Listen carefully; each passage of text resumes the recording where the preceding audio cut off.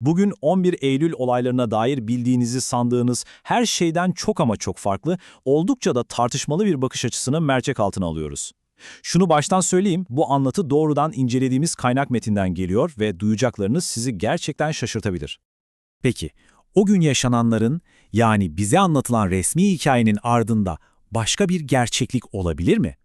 İşte bu soru incelediğimiz metnin tam da kalbinde yer alıyor. Gelin metnin bu soruya nasıl cevaplar aradığına hep birlikte bir bakalım. Evet, ilk durağımız senaryonun perde arkası.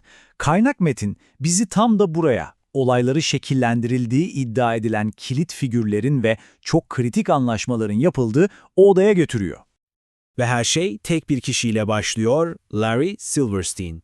Kaynağımıza göre saldırılardan sadece haftalar önce ikiz kulelerle ilgili yaptığı o devasa anlaşma onu bu hikayenin tam merkezine koyuyor. Şimdi işin en can alıcı kısımlarından birine, yani finansal boyutuna dalalım. Kaynak metin bir şeyleri anlamak için o klasik kuralı izlememizi söylüyor. Parayı takip et. Kaynak metnin ilk olarak altını çizdiği şey ne biliyor musunuz? Zamanlama. Kulelerin kiralanmasıyla yerle bir olması arasında topu topu 6 hafta var. Evet, sadece 6 hafta.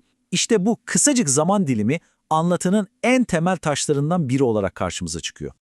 Ve işte finansal bulmacanın ilk büyük parçası geliyor. Kira bedeli. Rakam gerçekten de dudak uçuklatıcı. Tam 3,2 milyar dolar. Ve işte anlaşmada öyle bir madde var ki kaynak metne göre her şeyi değiştiriyor. Yeniden inşa hakkı. Kulağa normal geliyor değil mi? Ama burada küçük bir detay var. Bu sadece bir hak değil, aynı zamanda bir zorunluluk. İşte bu kelime anlatının bütün seyrini değiştiriyor.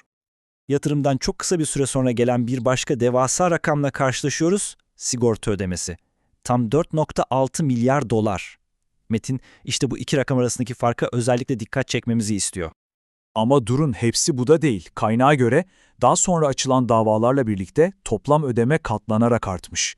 Yani finansal tablo ilk başta göründüğünden çok daha büyük. Şimdi parayı bir kenara bırakıp metnin tesadüf olamayacak kadar tuhaf diye nitelediği olaylar zincirine bir göz atalım.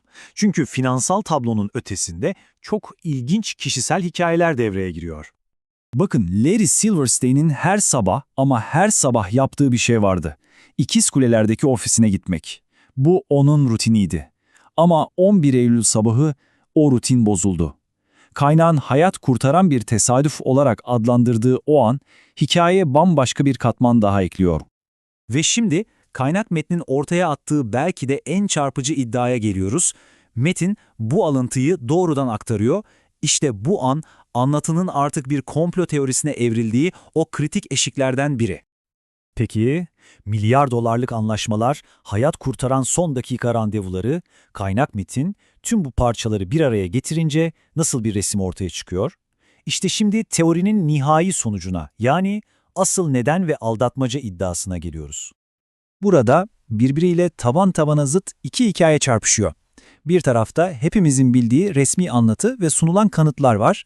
Diğer tarafta ise kaynağın ortaya koyduğu bambaşka bir senaryo ve resmi kanıtları sorgulayan bir bakış açısı bulunuyor. Peki, kaynağın sonuca bağladığı o büyük suçlama ne? Teoriye göre saldırılar bir savaşı başlatmak için sadece bir bahaneydi. Asıl amaç Afganistan'daki değerli kaynaklara ulaşmaktı.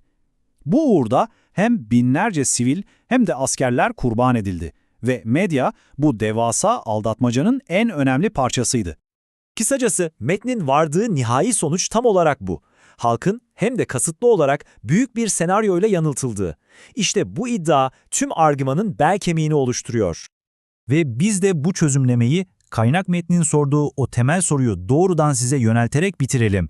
Bütün bu anlatılanlar sizce sadece bir dizi inanılmaz tesadüf mü, yoksa gerçekten de planlanmış bir senaryo mu?